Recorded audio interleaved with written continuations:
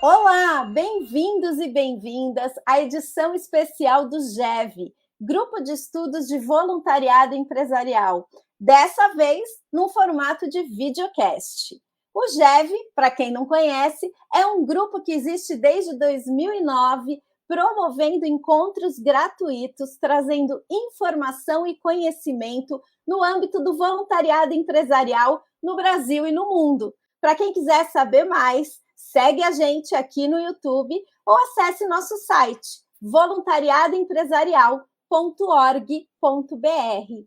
Eu sou a Juliana Preziossi e estou aqui ao lado da Silvia Nakashi. Nós duas somos membro do comitê organizador do GEV e estamos aqui representando nossos colegas que também fazem parte desse comitê. Eu vou ter o prazer de conduzir esse bate-papo com vocês hoje, ao lado da Silvia, que vai estar acompanhando a gente, né, Silvia?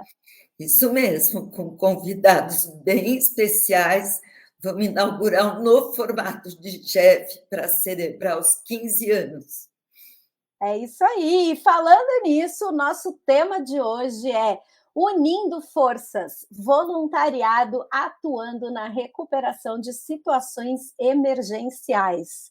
A gente passou por uma situação muito delicada com a catástrofe que aconteceu no Rio Grande do Sul e precisamos falar sobre isso. Não só quando a situação está acontecendo, mas como a gente pode se prevenir, se preparar e agir, né, nesse tipo de situação. São várias as lições aprendidas e vale a pena a gente refletir sobre isso. Para isso, hoje a gente tem aqui 2 convidados e uma convidada de diferentes setores para bater um papo conosco. Então, vem com a gente, te convido a pensar como a gente pode unir forças, fazendo isso de uma forma estratégica e determinante para o sucesso de uma ação numa situação de emergência. Vamos então para a nossa primeira entrevista. Eu estou aqui recebendo o Bruno Semino, diretor executivo da Cruz Vermelha de São Paulo.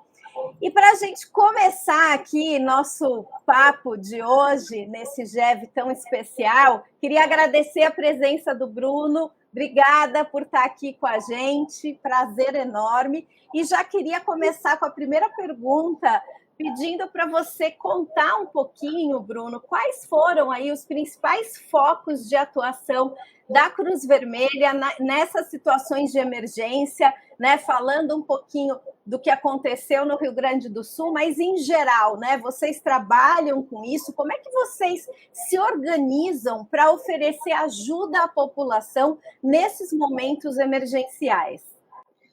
Juliana, obrigado pelo convite. Queria agradecer em nome da Cruz Vermelha São Paulo estar aqui, esse espaço para que a gente possa conversar sobre algo que é tão importante. O que nós percebemos aqui na Cruz Vermelha São Paulo é que todos têm a intenção de ajudar. Nossa população ela é muito presente, muito solícita, e que a gente, através dessas conversas, pode informar e levar informação cada vez mais precisa para que as pessoas possam colaborar cada vez melhor e da forma como puderem, porque toda colaboração ajuda, desde que feita de forma organizada e chegando no momento certo.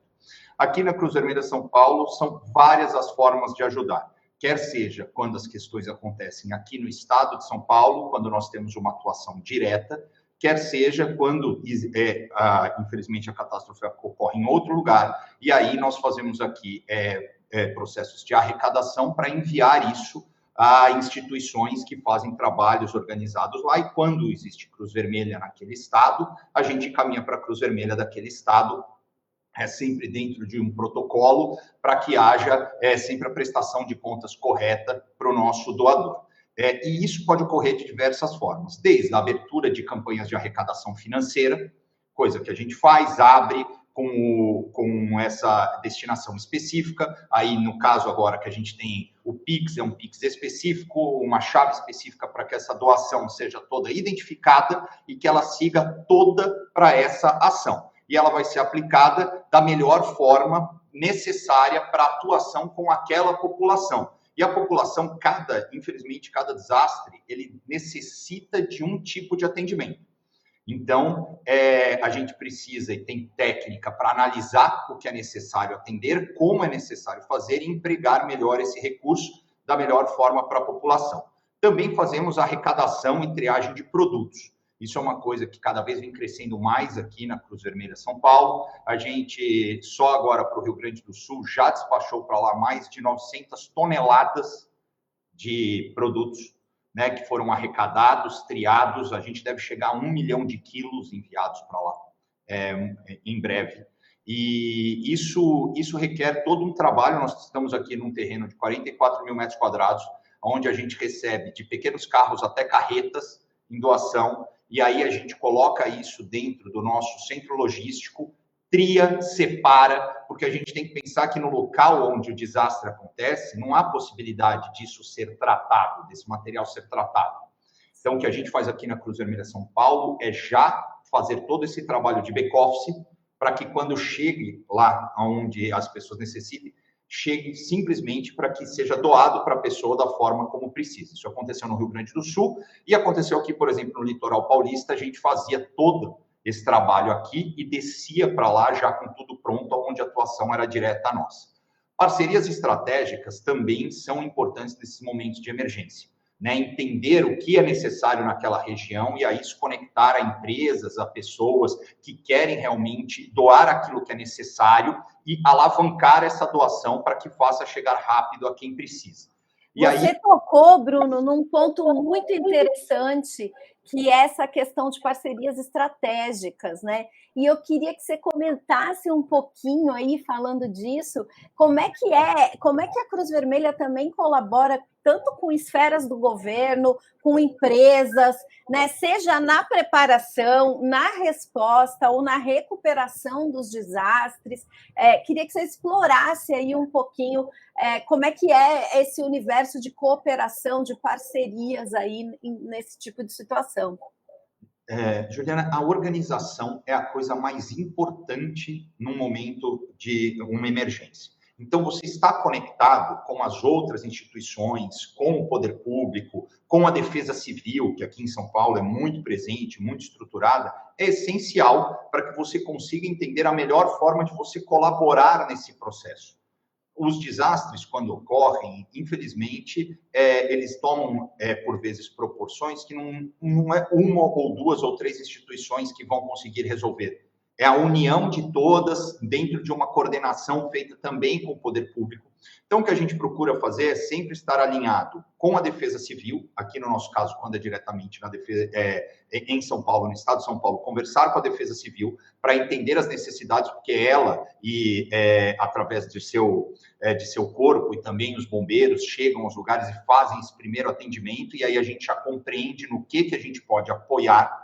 E, a partir disso, a gente vai conectando com as empresas, para que já temos muitas empresas parceiras, aqui no caso da Cruz Vermelha São Paulo, mas sempre aparecem mais empresas querendo colaborar, e a gente dialoga com elas, porque, por vezes, a empresa tem a intenção de ajudar, mas não sabe como que ajudar. A gente procura instruir, procura mostrar, falar, a necessidade aqui é essa, não é aquela, né? Às vezes, a empresa, ela quer muito, nesse momento, doar alimento. No caso do Rio Grande do Sul, por exemplo, o alimento não perecível, nesse momento lá, ele tem sido muito importante. Mas há 30, 40 dias atrás, ele não conseguia ser preparado. O alimento pronto era o muito importante. Então, o alimento a ser doado naquele momento era o alimento que foi doado naquele momento, que era o alimento não perecível, a gente montou, a gente fez aqui todo o tratamento e mandou no seu momento devido. Água é uma coisa constante, então a gente faz esse tratamento. Então, quem quer doar água, mas também não dá para essa água chegar lá toda de uma vez, porque se todo mundo resolver mandar tudo de uma vez, não tem lugar para armazenar. Então, esse tratamento e essa conversa com os parceiros e montar essa conexão é uma coisa que a gente se propõe a fazer e também a dialogar com os outros players que estão fazendo, para que a gente se coordene, porque no fim do dia, todos estamos olhando o beneficiário, aquele que precisa da ajuda, a pessoa que está lá numa situação de vulnerabilidade e precisa receber essa ajuda. Só que essa ajuda tem que ser uma ajuda coordenada, por vezes, por exemplo, como é o caso do Rio Grande do Sul, como aconteceu aqui no litoral de São Paulo, onde a gente passou lá 4 meses e ainda manteve contato por mais alguns meses para entender como estava a evolução. É um processo, não é simplesmente uma atuação pontual. E aí, as parcerias estratégicas, a visão de mais longo prazo dos doadores é muito importante também, para entender que não é só naquele momento em que está aparecendo a catástrofe. A catástrofe, ela aparece, mas a sua consequência, ela continua, às vezes, por longo período de tempo. E é desse jeito que a gente procura se posicionar. Exatamente, acho que você trouxe pontos muito relevantes, né? Um ponto quando acontece, né, essas situações de catástrofe, de emergência, a gente vê uma mobilização muito grande, né? Não só das empresas, mas das pessoas físicas se reunindo, né, para poder ajudar, mas acho que você traz um ponto de atenção importante, né? É o entender a melhor forma de ajudar, né? O que de fato vai fazer a diferença, qual que é o momento de enviar, né? E como fazer isso, né? Não é só ajuda, mas é entender a melhor forma de ajuda, né?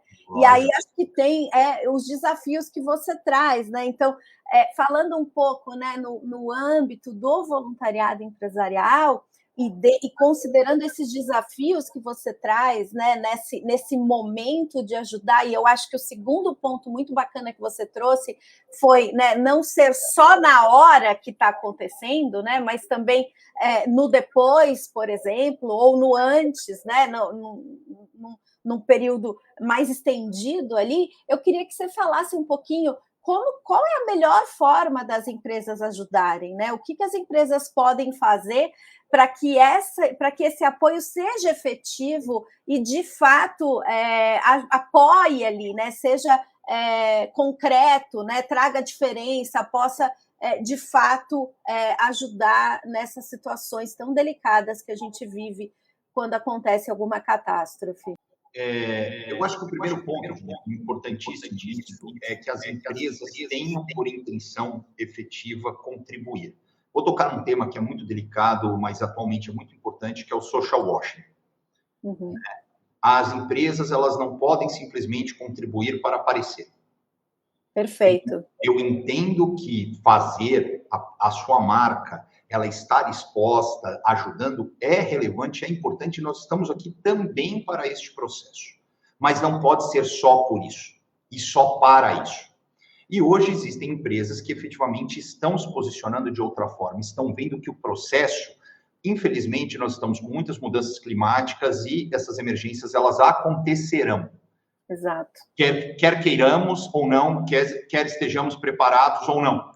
Pois então, o apoio prévio, ele é muito importante. Por quê? Porque a gente utiliza esse apoio prévio para fazer projetos de educação.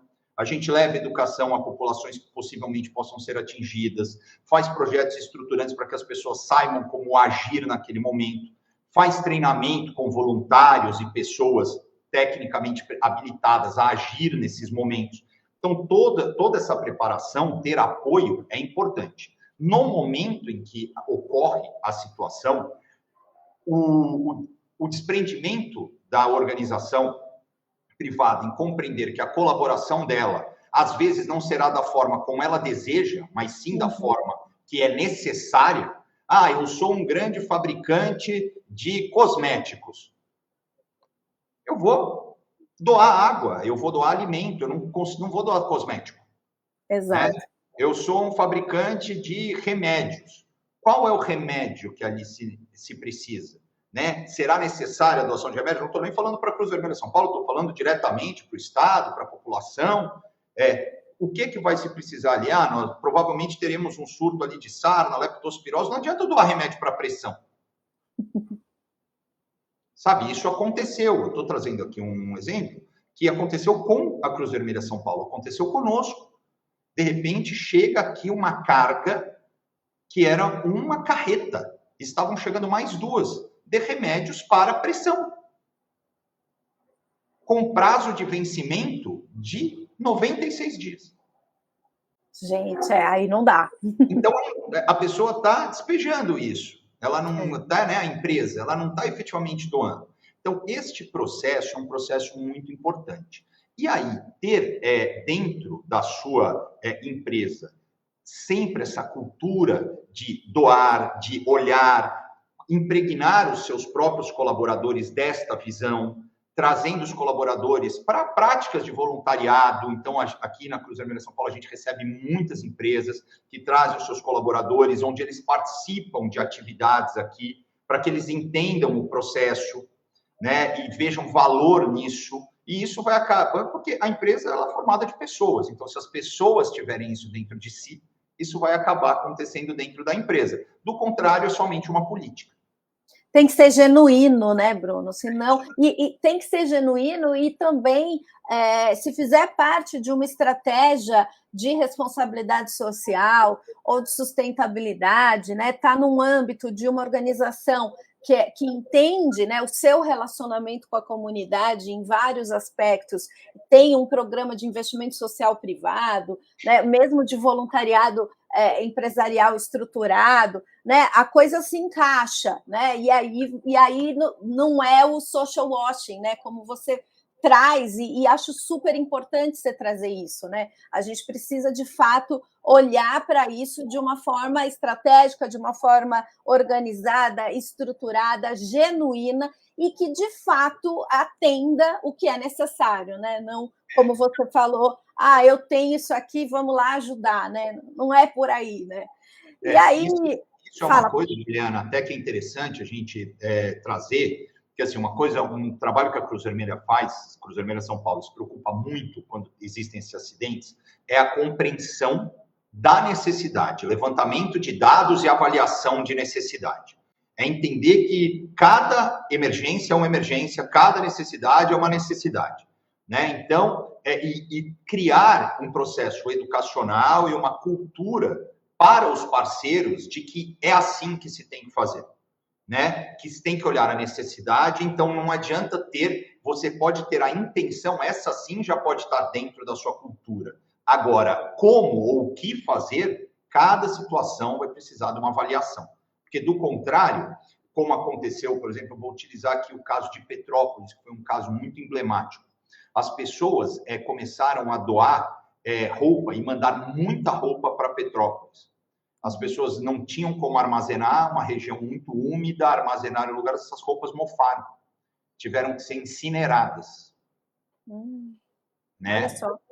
No afã de ajudar as pessoas não entendendo, e as pessoas e empresas não entendendo exatamente o momento da chegada disso, a necessidade, elas acabaram por gerar ali um passivo ambiental. Pois é. Então, piorou, né, a situação. Isso. Por exemplo, no caso aqui da Cruz Vermelha São Paulo, para essa ação no Rio Grande do Sul, nós recebemos 400 toneladas de roupa. Tá? Roupas usadas, além das roupas novas que a gente já despachou. O que nós falamos com a Cruz Vermelha Rio Grande do Sul? Nós recebemos isso aqui, nós vamos fazer um processo de triagem, porque, infelizmente, não são todas as roupas que são doadas que estão em condição de serem efetivamente repassadas. Então, a gente faz todo um processo de triagem aqui. O nosso processo de descarte é um processo inteiro consciente, procurando aproveitar esta roupa ao máximo, mesmo que ela não possa ser doada para alguém. Temos outros processos até que tudo seja corretamente destinado. E agora, as roupas estão prontas, mas elas não foram enviadas na sua totalidade. Elas estão aqui armazenadas e a gente está encaminhando na medida da necessidade de lá. Porque se eu pegasse todas essas toneladas de roupa daqui e encaminhasse para lá, eles teriam dificuldades de guarda, lugar muito úmido e acabar tendo problema. Então, a gente vai encaminhando fracionado. Nas nossas redes sociais, pode ser acompanhados os embarques, quantas toneladas são. Então, a gente presta conta de tudo isso, mas as pessoas, e a gente procura informar as pessoas que a doação foi recebida, ela está sendo processada e nós estamos avaliando as necessidades para que ela chegue no momento certo, para que ela não chegue no momento errado e gere um passivo. Isso é uma coisa muito importante também de ser esclarecido. Perfeito. Acho que o resumo, né, de tudo isso que você fala foi uma palavra que você trouxe logo no começo do nosso papo, né? Organização. Né? A coisa precisa ser organizada da melhor forma possível. E uma outra palavra de destaque que eu fico aqui refletindo com a sua fala é o diagnóstico, né? Entender ali o que é de fato necessário, com planejamento, com organização, para essa ajuda ser válida.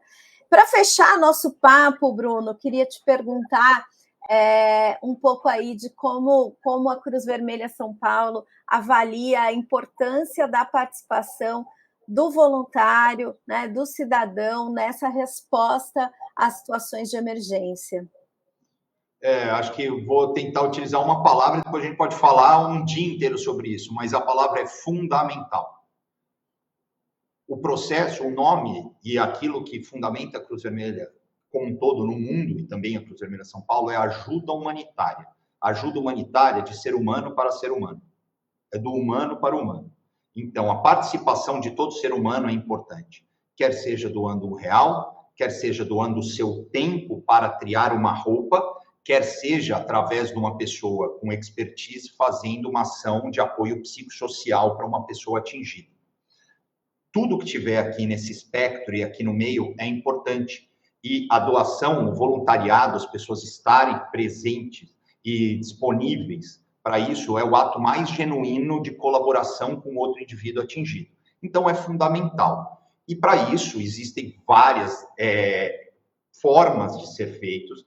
Tem algumas atuações que precisam, efetivamente, de capacitação. Então, nós aqui capacitamos diversos voluntários para diversos tipos de atuação. Agora, outras pessoas que não têm essa capacitação, no momento de emergência, que queiram doar o seu tempo, elas podem doar o seu tempo em atividades que são internas, mas que são tão importantes quanto, porque farão com que a doação chegue a quem precisa da forma correta. Perfeito, são várias oportunidades, né? O importante é a gente apoiar, ajudar. Bruno, eu queria... Não pode. As pessoas, elas têm que entender o seguinte: se você não pode sair da sua casa, você está com alguma situação, mas você pode doar R$1, seu real é importante. Se você tem disponibilidade de tempo e pode vir aqui e doar o seu tempo, é importante. Se você tem capacitação técnica e vai lá na frente, pode ajudar as pessoas lá, também é importante. É isso. Bruno, queria agradecer imensamente sua participação no nosso videocast do GEV aqui hoje. Super obrigada, parabéns à Cruz Vermelha São Paulo por todo esse trabalho incrível que vocês vêm fazendo ao longo dos anos aí, com todas essas situações que a gente vem enfrentando. É como você falou, né? Sabemos que mudanças climáticas estão aí, a gente, infelizmente, né, a gente sabe que vamos passar por outras situações assim, e o importante é a gente poder aí estar preparado, né, e poder ajudar de uma forma efetiva, genuína e concreta. Eu só tenho a agradecer o espaço, agradecer esse espaço aqui no GEV, me comunicar com as pessoas, dizer que a Cruz Vermelha São Paulo, eu só estou aqui como representante, nós somos diversas pessoas aqui trabalhando, e principalmente nossos voluntários, que é um dos nossos princípios, que estão dentro da nossa operação, ajudando no dia a dia, junto com os nossos colaboradores e a sociedade. Falo que nós somos só um veículo de levar as pessoas que precisam um apoio da sociedade. Então, fica aqui o meu agradecimento às pessoas que trabalham aqui comigo, quer sejam profissionais, quer sejam voluntários, e a toda a sociedade que auxilia com que a gente faça esse trabalho e leve a quem precisa o que é necessário, e a vocês pelo espaço. Um abraço para vocês. Espero que a gente tenha outras oportunidades de conversar. Agora a gente tem como nossa próxima convidada a Raíssa Martins, coordenadora no Instituto Lojas Renner. Raíssa, obrigada, prazer ter você aqui com a gente. E eu já vou começar nosso papo aqui fazendo uma primeira pergunta. Queria ouvir de você quais são as ações que o Instituto Lojas Renner realizou aí em resposta à tragédia climática no Rio Grande do Sul. Boa, prazer estar aqui com você, Gil. Boa tarde, boa noite, bom dia. Prazer revê-la. Para quem não conhece o trabalho do Instituto, antes de mais nada, né, Gil, a gente é o pilar social da companhia Lojas Renner, que é a maior varejista de moda do Brasil. É uma companhia formada por um ecossistema de empresas, olhando para moda e lifestyle. E a gente é um instituto empresarial que está fazendo 16 anos esse ano, em 2024. Então, e muito olhando e muito focado no protagonismo feminino. Então, a gente tem, né, financia e realiza iniciativas focadas no protagonismo feminino e mais especificamente na inclusão socioprodutiva de mulheres, né? Então, a entrada de mulheres no mundo do trabalho de forma digna e sustentável do Brasil inteiro, né? A gente acaba priorizando um pouco mais dentro do território nacional aqueles territórios em que a companhia está mais presente, né? Mas ainda assim a gente tem uma abrangência nacional nos investimentos sociais privados. E, além dessas iniciativas de investimento, a gente também faz a gestão do programa de voluntariado, né, Gil, que é a nossa principal plataforma de conexão com os talentos e com os colaboradores da Companhia Lojas Renner. A gente é uma companhia com mais de 30 mil colaboradores, olhando para todos os ecossistemas. A gente entende que um dos nossos principais ativos são as pessoas, né, que mantêm a companhia, não só a nível operacional, mas a nível de cultura. Na Renner, a gente tem um trabalho muito forte da cultura do encantamento, né, que é o DNA da Renner, e que a gente sabe que isso transborda para o voluntariado também. Então, o nosso mote do voluntariado é que quem encanta é encantado. Uhum. E não foi diferente, não está sendo diferente no Rio Grande do Sul nesse momento, né? A Renner é uma empresa de base, né, que nasceu no Rio Grande do Sul, apesar de ser uma companhia de capital aberto, né, a nível nacional, aí, mas a gente tem uma raiz e um compromisso muito forte com o Rio Grande do Sul, e por consequência essa situação foi assim, enfim, nos mobilizou, nos tocou muito individual e institucionalmente, né? E aí eu vou contar bem breve, depois acho que é legal a gente ir conversando, entrando em detalhes. Mas acho que o primeiro ponto é que a gente, no dia 2 de maio, isso no dia 3 de maio foi a primeira forte chuva ali no Rio Grande do Sul, nessa primeira semana de maio.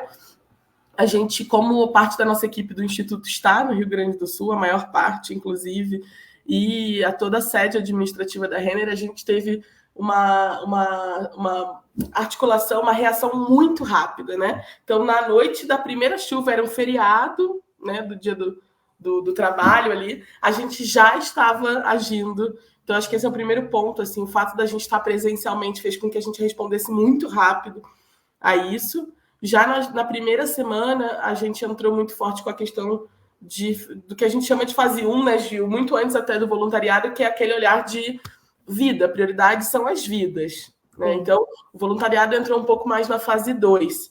Na fase 1, a gente estava priorizando apoio a resgate. Uhum. Então, o Instituto fez doações para diversas iniciativas da sociedade civil que estavam se articulando para locação de barco, apoio a grupos de resgate, instrumento, tudo que foi sendo pensado e ao mesmo tempo, né? Não teve um tempo de planejamento ali.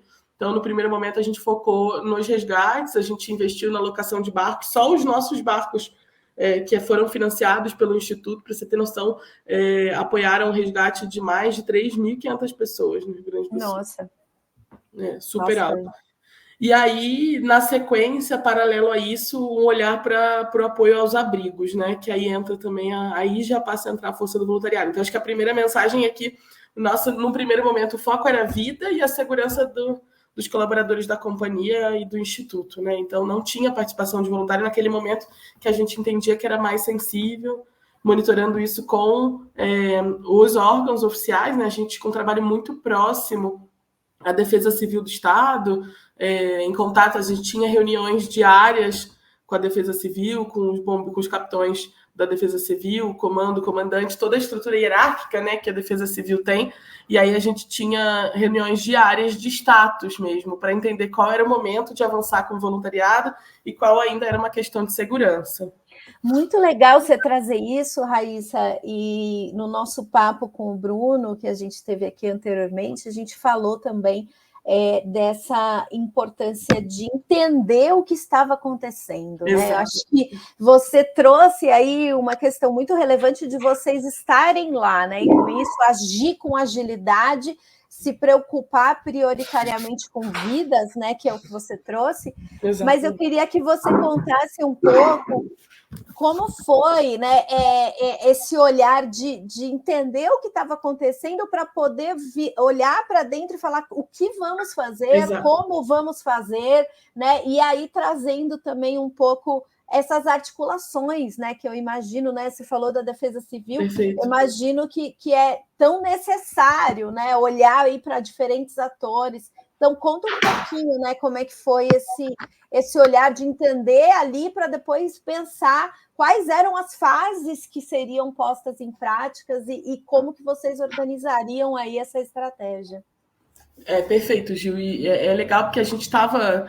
É bem interessante porque a gente estava acabando de fechar o cronograma de voluntariado do ano, né? Então, obviamente, nada aconteceu do que estava planejado. A gente tem voluntariado a nível nacional, mas a gente concentra a maior parte do programa no Rio Grande do Sul, né? A maior porcentagem de engajamento hoje da companhia no programa de voluntariado é no Sul. Você tem noção, 23% nesse ano, foi 23% da sede administrativa de Porto Alegre foi voluntária, né? Esse é um número super legal, super alto. É o segundo ano de programa, no passado foi piloto, esse é o primeiro que a gente botou para dentro, então um engajamento super alto.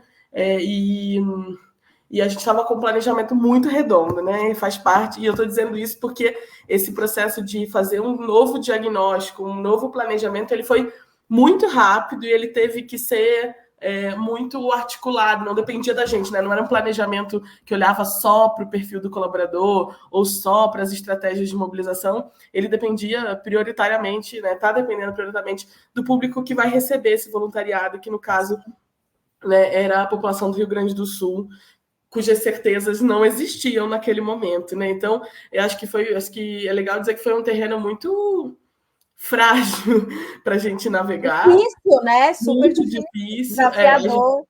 Muito desafiador. A gente tem um apoio de uma consultoria de voluntariado, né?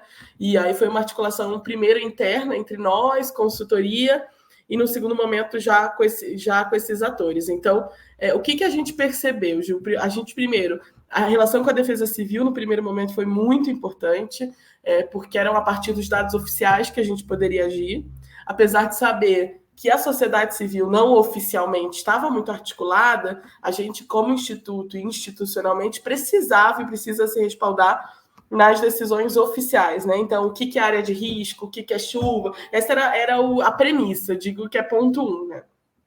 No segundo momento, a gente também começar a olhar de forma mais ampla e ver onde é que estão os gargalos de voluntariado, porque ao mesmo tempo que tinha muita gente afetada, a mobilização social foi muito grande, né, Gil? Então, também a gente precisava conseguir mapear uma coisa que ninguém estava mapeando, que era onde é que estavam concentrados voluntários e onde é que faltavam voluntários.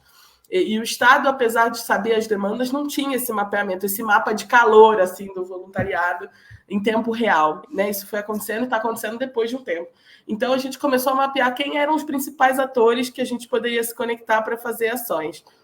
A Defesa Civil, um deles, a gente também articulou muito forte com a Caritas do Rio Grande do Sul, a gente trabalhou com a CUFA, a gente trabalhou com a Secretaria do Desenvolvimento Social do Rio Grande do Sul também, que é uma secretaria que olha ali para os benefícios sociais, então tem equipamentos de públicos de CRAS, CREAS, Casa da Mulher, então tem equipamentos que estão muito capilarizados nos territórios, e a gente começou a traçar essa rede para levantar demandas, para então construir o que seriam as nossas vagas de voluntariado, né? Esse foi um ponto. E a outra questão que eu acho que foi muito legal, Gil, a gente parou para perceber que a gente estava aqui planejando, ouvindo, mas os nossos colaboradores já estavam na rua, porque eles eram, antes de voluntários, gaúchos. Estavam vivendo aquilo, né? Estavam vivendo aquilo. Então, enquanto a gente fazia uma escuta ali, isso estou falando, parece que é muito tempo, né? Estou falando da terceira semana. A gente começou, no começo da terceira semana já tinha ação de voluntariado. Foram 2 semanas em que a gente não fez nada, porque os alagamentos estavam muito altos, né? Oficialmente, de voluntariado, só focando em doação emergencial. E no começo da terceira semana, foi até muito rápido, se você olhar a situação do Rio Grande do Sul, né? No começo da terceira semana, a gente já estava com um programa, com a frente de voluntariado estruturado. E a gente começou a perceber que os nossos colaboradores, né, da Renner, estavam nos procurando o tempo inteiro para dizer, olha, eu estou aqui nesse abrigo, você consegue doar não sei o quê? Eu estou aqui nesse abrigo. Então, a gente percebeu que eles já estavam engajados na própria comunidade, né? Não tinha como. Quem não foi afetado estava no abrigo apoiando, quem foi afetado, infelizmente, também estava, né, ou na casa de um familiar ou no abrigo. Então, a gente estava também planejando com tanto cautela e quando a gente percebeu, as pessoas já estavam fazendo voluntariado, não pelo Instituto. Aí que a gente mudou um pouco a rota e falou, legal, vamos botar na rua com um pouco menos de preciosismo do que um programa comum, do que uma edição comum do nosso programa, né? Vamos botar na rua e a gente vai calibrando e usando os próprios voluntários como fonte de diagnóstico, né, Gil? Então a gente criou uma ação, a gente tem uma plataforma de voluntariado, a gente criou uma ação chamada Líder de Ação Voluntária. E era basicamente, se você está em algum abrigo, está atuando em alguma comunidade e quer coordenar isso na nossa ação de voluntariado, se inscreve aqui. Cara, foi a melhor coisa que aconteceu, Gil. A gente canalizou. Legal. A gente já tinha capilaridade, a gente estava olhando. Claro, as organizações são super importantes, mas os nossos voluntários já estavam muito capilarizados, né? E aí eles se cadastraram e eles foram a nossa base de voluntariado pelas semanas seguintes. A gente se inscreveu mais de 40 lideranças de ações. E aí eles também não só foram coordenadores de ações de voluntariado, como eles também foram a nossa capacidade, eles que escoaram as nossas doações físicas, materiais mesmo também, né? Então, tudo que a gente estava comprando de fralda, de alimento, de própria roupa, no primeiro momento tinham especificidades, né, muito fortes de roupa, a gente doava via voluntariado. E a gente conseguiu alcançar lugares que a gente não conseguia alcançar ainda sozinhos, né, batendo lá na porta, porque as organizações não estavam preparadas para receber. Você perguntava o que precisava do voluntariado, ela respondia tudo. E aí você falava, tá, mas o que é tudo para organizar uma ação, né? Então, eu acho que foi essa soma dessas duas estratégias, organizações e entidades públicas e da sociedade civil, mas olhar para o próprio voluntário, né? Entende? Um relacionamento importante com todos esses atores, né? Com governo, sociedade civil, olhando para dentro os colaboradores. Acho que isso é um desafio grande de coordenar tudo isso, né? E dar a resposta que é necessária numa situação de crise, né? Exatamente. E conseguir também manter o perfil do nosso voluntariado, que é um perfil muito estruturado, né, Gil? Então, o voluntário do Instituto Lojas Renner hoje, ele não chega numa ação sem instrução, sem orientação, sem material, a gente tem um programa muito estruturado, não é avulso, só que isso num contexto em que até para comprar material estava difícil, até para conseguir ter equipe presencial estava difícil, então a gente também tensionou muito a nossa metodologia nesse processo, né? A gente teve mais de 300 voluntários entre maio e junho, né? Que é um número alto. No ano anterior, para vocês terem noção, a gente... isso vale basicamente 50% do nosso ano, assim, se você olhar. Então, a gente está falando que a gente mobilizou em 2 meses o que a gente mobiliza normalmente, né, em 6 meses, digamos assim. Fora aquele voluntário que a gente entende que a gente não conseguiu pescar, Gil, e que ele continuou indo na comunidade, ele continuou fazendo. A Renner teve uma política de liberação em horário de trabalho nessas primeiras semanas para quem estivesse fazendo trabalho social, né? Então, foi muito importante, foi muito legal. Então, a Renner disse, se você está apoiando algum abrigo, você não precisa trabalhar nesse primeiro momento. Então, a gente sabe que isso estimulou muito um voluntariado que não passou pelo Instituto, né? E naquele momento está tudo bem. Para nós, o importante era estar a serviço da sociedade, né, da população gaúcha. E aí a gente começou, nesse primeiro momento, muito focado em doação, né, nas primeiras semanas, em maio principalmente, terceira semana de maio, quarta semana de maio, a gente estava muito focado em entrega de doação mesmo, que aí era necessidade, né? E organização dessa doação e triagem. Então, a Defesa Civil estava com um gargalo absurdo de organização de doação. Eles nos ligavam todo dia pedindo voluntário, né? A própria Defesa Civil trazia, olha, a gente não tem quem organize as nossas doações, triagem, separação.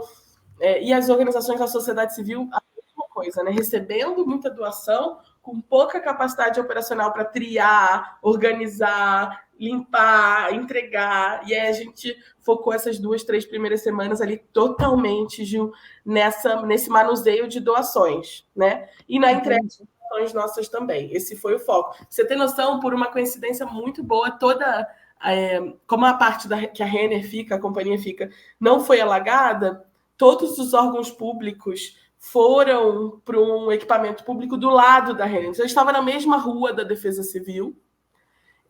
Todo o time da Defesa Civil, da Secretaria do Estado, almoça na Renner até agora, porque a sede ainda está lá. Então, foi uma extensão, a gente trouxe empilhadeira dos centros de distribuição, a gente fez uma extensão operacional mesmo, dos órgãos públicos, assim, colocamos toda a nossa frota de caminhão à disposição, assim, foram mais de 60 caminhões saindo de vários estados, a gente realmente teve uma força logística muito grande, e os voluntários foram uma engrenagem muito importante nisso, né, para separar, triar milhões assim, de toneladas de alimento que passaram pelos nossos colaboradores. Essa é na fase 1, né? Aí depois a gente vem agora olhando já para outras atividades que não estão emergenciais, que eu imagino, né, Gil, que é o que todo mundo já está começando a... Exatamente. E aí eu já vou até aproveitar e emendar aqui minha próxima pergunta, né? Acho que você trouxe, né, muito do que aconteceu, né, do lidar com a situação estando ali, né, vendo tudo aquilo acontecendo, está mergulhado ali, né, na catástrofe, na tragédia, né, enfim, e vocês agindo rápido, né, com tudo isso acontecendo ao mesmo tempo.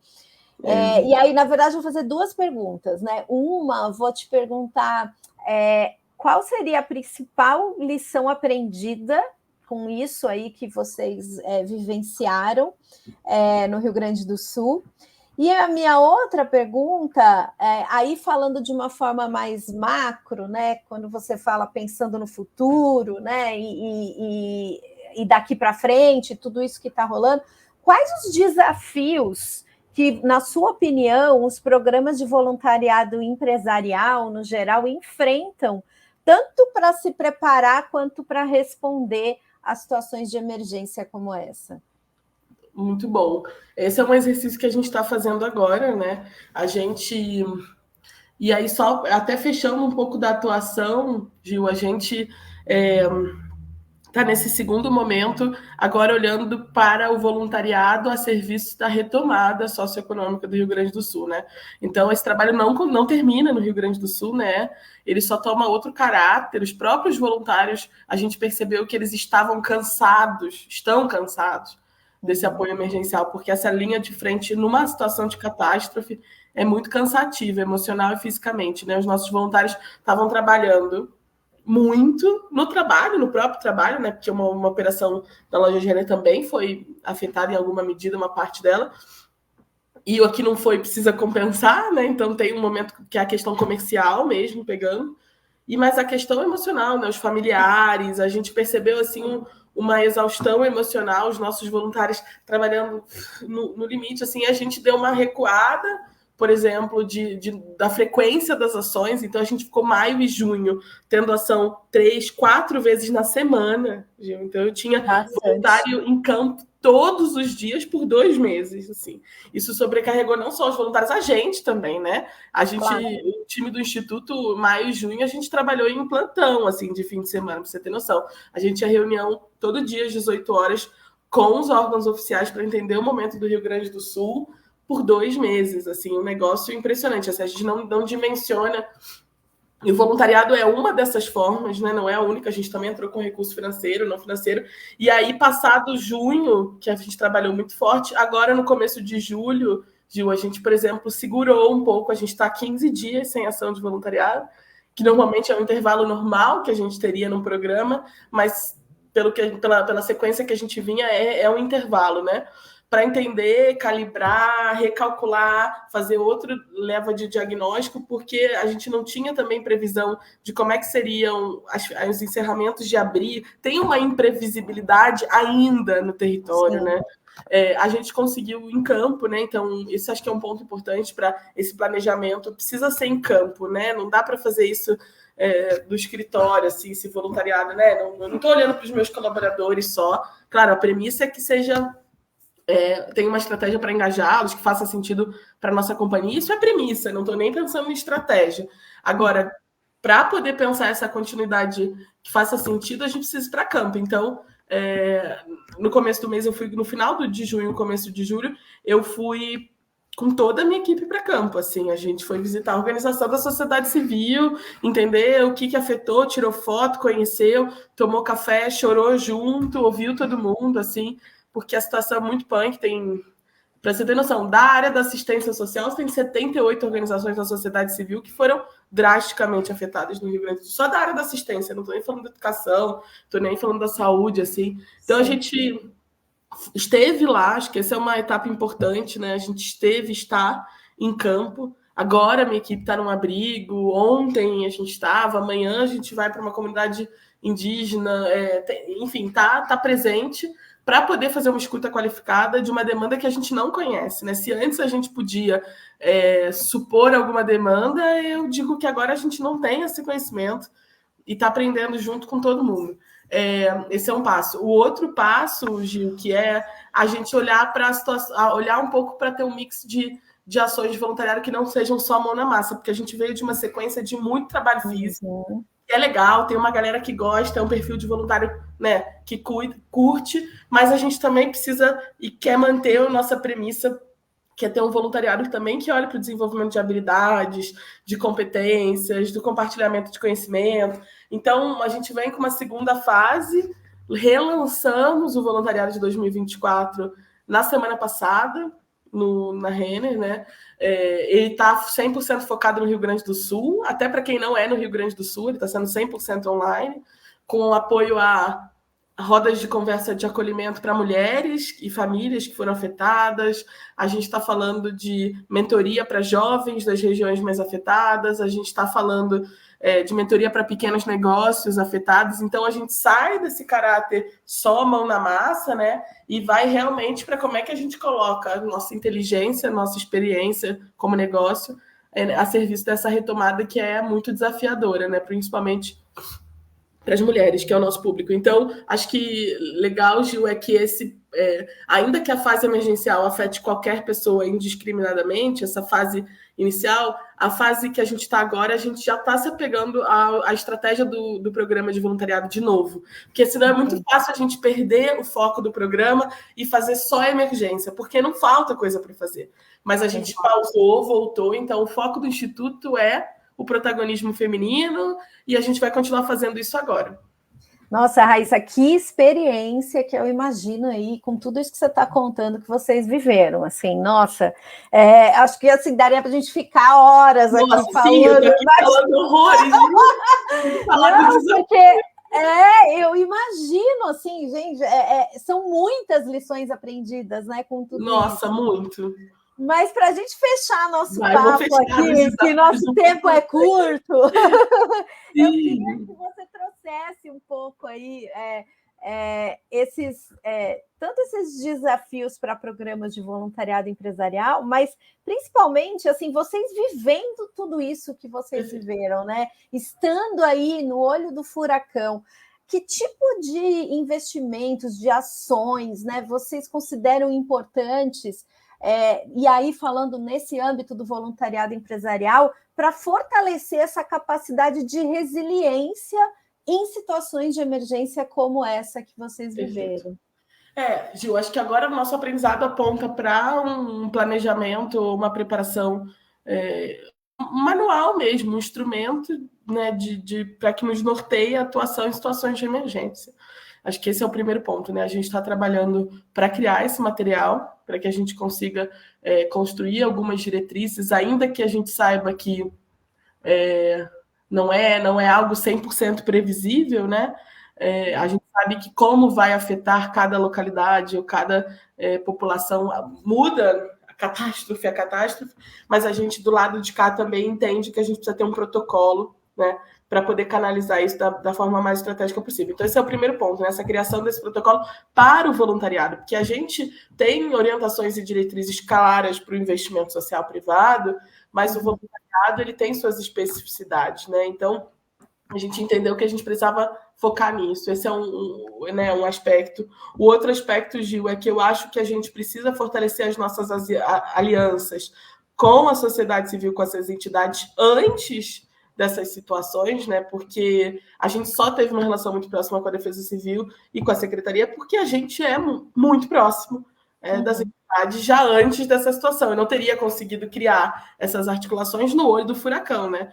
Pelo contrário, então a gente tem uma relação muito próxima a nível estadual, a nível municipal, nos territórios que a gente está presente, e isso certamente nos deu mais segurança para navegar. E falando de entidade pública, né? E para a sociedade civil também. Se a gente não tivesse relações tão sólidas, tão parceiras com as organizações que a gente é parceira, sim, você tem noção, Gil.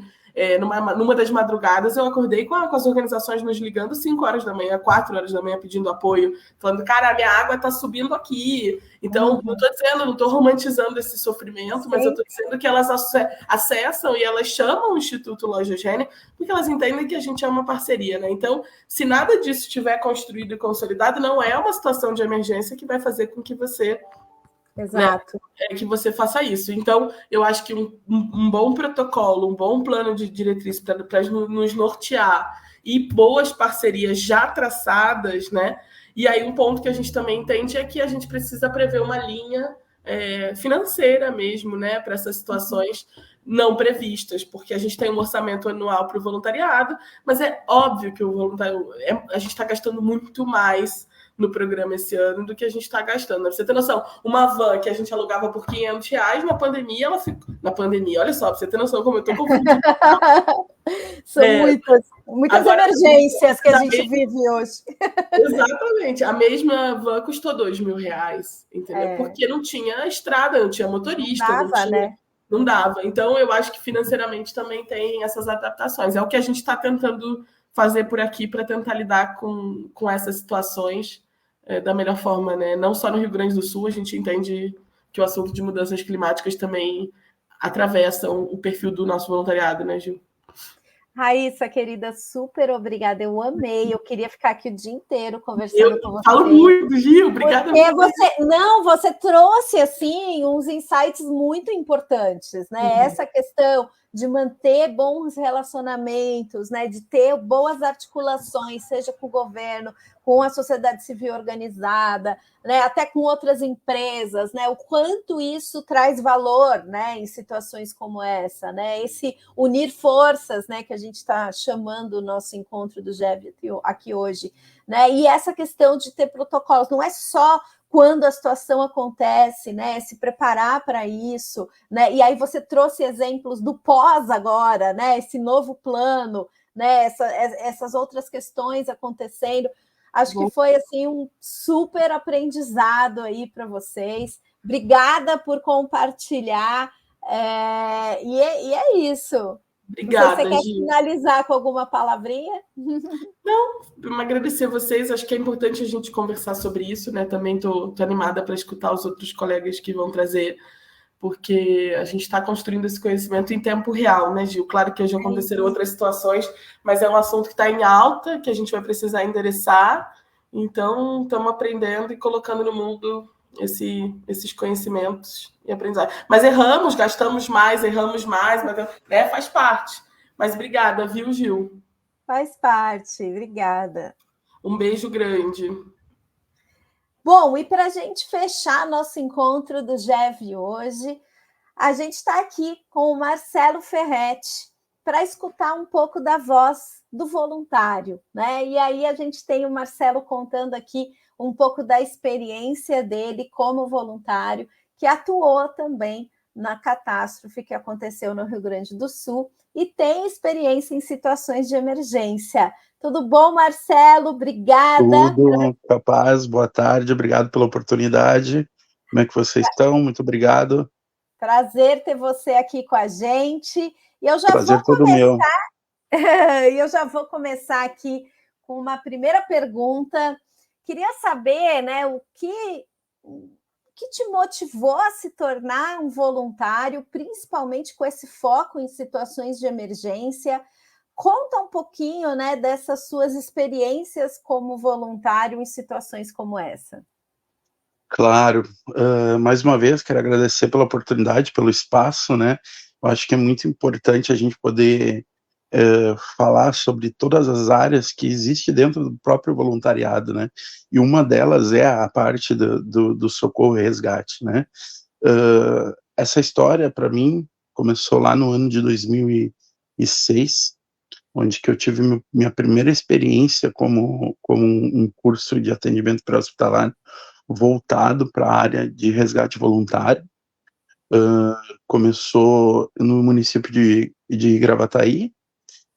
Passei por mais ou menos 3 grupos de voluntariados, né, voltado à área de resgate, até o ano de 2017, onde eu fui convidado a criar um grupo próprio, que se chama Amigos do Resgate, onde que ele tem o objetivo principal de fomentar, né, de semear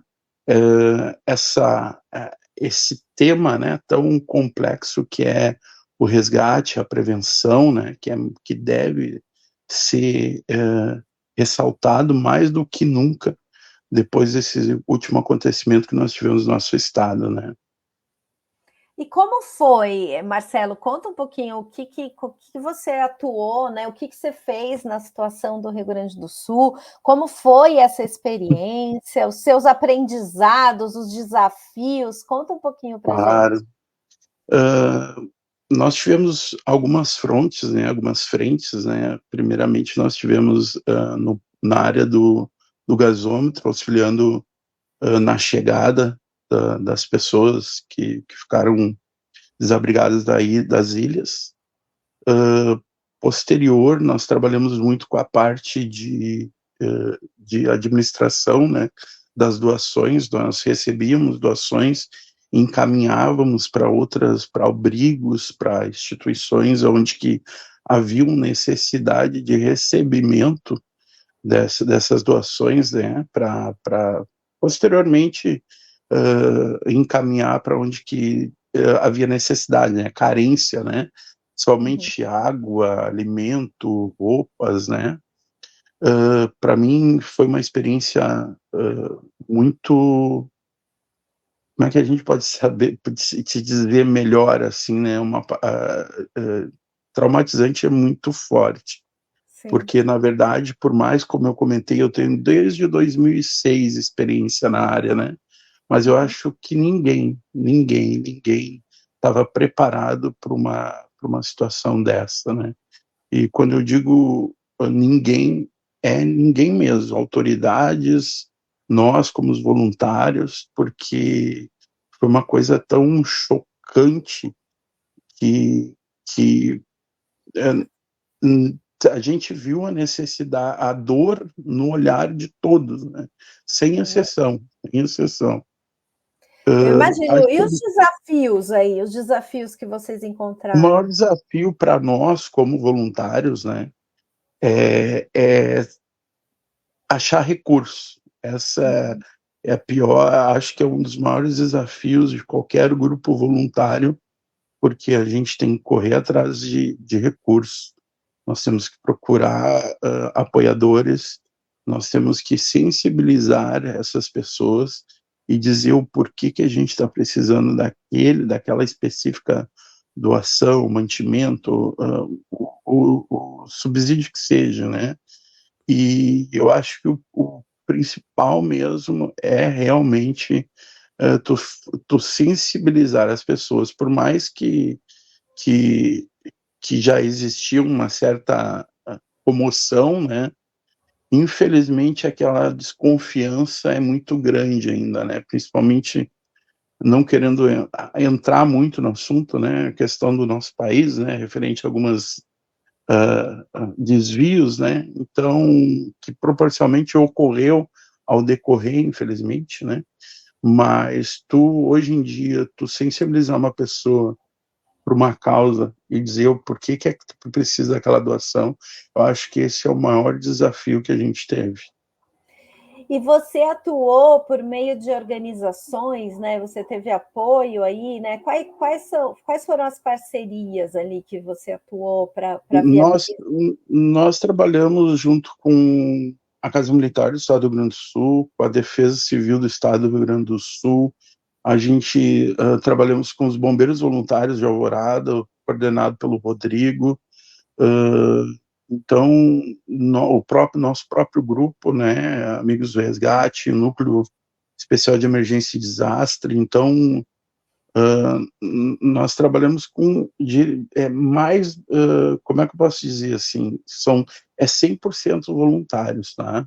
Muito deles bombeiros civis, muito deles socorristas voluntários e, por sua vez, alguns oriundos de outras atividades, né? E você consegue trazer um pouco de... Assim, eu imagino que foi muito desafiador, né, tudo que aconteceu, e você está aqui contando, né, dando o seu depoimento. Você consegue trazer um pouco de lições aprendidas, assim, né? O que gerou aí, né, atuar nessa situação, não só no Rio Grande do Sul, né, mas com a sua experiência também, né, atuando como socorrista, né, tendo essa experiência em situações de emergência. Quais são os pontos aí, né, que a gente precisa olhar, né, e ter aí no radar quando a gente fala nesse tema? Juliana, eu te digo uma coisa assim, ó, nós temos 2 categorias no estado que, assim, eu posso dizer. Nós temos os voluntários, tá? E nós temos os bombeiros profissionais civis, tá? São 2 categorias distintas, mas que andam pelo mesmo caminho e com o mesmo objetivo, tá? Eu acho que são 2 categorias que devem ser valorizadas e olhadas em momentos desses, tá? Praticamente, o que tu mais via diante do campo, do caos ali, eram civis, eram pessoas da comunidade, sem pensar e sem se questionar, colocavam suas vidas à frente de outras, tá? E o que tu mais via era bombeiro civil e socorristas voluntários diante desse caos. Então, eu acho que, quando eu falo em autoridade, eu digo muito bem claro, eu não sei nem se a gente pode falar isso aqui, né? Mas o poder público, ele deve olhar de uma forma mais positiva essa categoria, que uma vez eles pensaram em extinguir essa categoria dos bombeiros civis, né? Então, acho que é muito importante a gente poder salientar essa categoria e enaltecer a importância que foi a participação deles em campo, na linha de frente, de toda essa catástrofe, né? E o mais cruel de tudo isso é que a gente tem que se perguntar, não é se vai acontecer, é quando vai acontecer isso de novo, tá? Pois Então, por né? isso que a gente tem que ter essas pessoas o mais próximo e o mais treinado e equipado possível, né? Pois é, sabemos que a gente vive, e isso no papo com o Bruno, falamos também, a gente vive uma situação climática complicada, né, com aquecimento global aí, e infelizmente, né, vamos passar por situações difíceis nos próximos anos, né? Então, atípicas, né? Então, é realmente um tema relevante para a gente refletir, né? Não só durante, né? Não só quando acontece, né? Mas ter isso no radar. Você trouxe, Marcelo, né? A importância de olhar aí, né? Tanto para profissionais, né? Como os bombeiros ali atuando, e falou também, né? Da atuação dos voluntários, né? Acho que cada um tem seu papel e a sua responsabilidade, né, para ser olhada e a sua forma de agir, que é diferente, né, em situações como essa. E aí eu queria te perguntar, né, como voluntário, né, atuando aí nessas situações, quais as dicas que você dá para outros voluntários, né, em situações como essa? O que é importante, né, para o voluntário, para a voluntária, né, pensar e refletir, onde buscar informações, né? O que você pode trazer de dicas? Eu diria assim, ó, que principalmente na escolha da área do voluntariado, independente do que for, desde a nossa área, que é a área de APH, que é o atendimento pré-hospitalar, ou até simplesmente a área de um corte e costura que tu faz quadradinhos para na frente se transformar em cobertor para o morador de rua, se qualificar. Acho que qualificação, se buscar conhecimento da área, isso aí nunca é de menos. E treinar, porque eu acho que a gente costuma falar no resgate que tu soa e sangra no treinamento, porque diante de uma situação real, aí tu não tem mais como tu sangrar ou retornar para trás, assim, com alguma dúvida, né? Aí é uma situação que qualquer erro teu é uma vida ou morte, né? Então, qualificação, busca, independente da tua área que tu escolheu para ser voluntário, se qualifica, treina, busca o conhecimento. Isso, com certeza, mais para frente, é a diferença entre a vida e a morte de alguém. Acho muito importante, né, você trazer essa mensagem de qualificação, né? A gente está chegando no final aqui do nosso encontro do GEV de hoje, e acho que uma das mensagens mais fortes que falamos aqui é essa questão de buscar conhecimento, né? Seja para as empresas atuando nos seus programas de voluntariado empresarial e entendendo, né, aonde de fato a demanda é necessária, fazendo um diagnóstico, entendendo como ajudar, né, e também para o voluntário, né, para a voluntária, que está ali, né, mas também essa necessidade de buscar informação, de buscar conhecimento. Às vezes a gente fica muito nesse âmbito, né, vou ajudar, mas a ajuda ela precisa ser qualificada, né? Ela precisa ser com conhecimento, com base, para que ela seja efetiva, né? Então, Marcelo, eu queria agradecer muito a sua presença. Capaz, eu que agradeço. Eu que agradeço.